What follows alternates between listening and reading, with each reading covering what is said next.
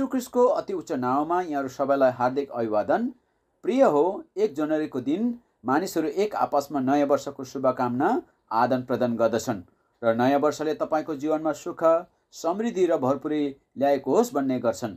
पवित्र शास्त्र बाइबल प्रकाशको पुस्तक 20 अध्यायको 15 वचनमा यसरी लेखिएको छ, जसको नाउँ जीवनको पुस्तकमा लेखिएको भेटाइएन त्यो अग्निकुण्डमा फाल्यो।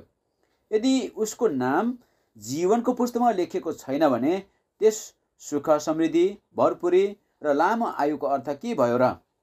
कोही व्यक्ति पनि अनन्त आगोको भट्टीमा नजाओस् भनेर परमेश्वरले आफ्नो एकमात्र पुत्र प्रभु येशू ख्रीष्टलाई मानव रूपमा देहधारण हुन यस संसारमा पठाउनु भयो, जसले मानिसको साटो त्यो क्रुसमा मृत्युलाई सहनुभयो, मानिसलाई पापदेखि छुटकारा दिनको निम्ति क्रुसमा बलिदान हुनुभयो र मरेकोबाट फेरि जीवित पनि हुनुभयो।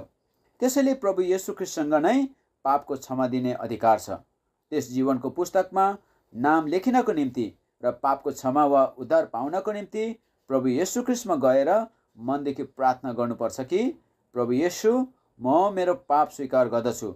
मेरो पापको कारण मैले पाउनुपर्ने मृत्यु तपाईँले पाउनुभयो र परमेश्वरले तपाईँलाई मरेकोबाट तेस्रो दिनमा जीवित तुल्याउनु भयो भन्ने कुरा विश्वास गर्दै तपाईँलाई मेरो जीवनको प्रभु र उद्धारकर्ता भनी स्वीकार गर्दछु।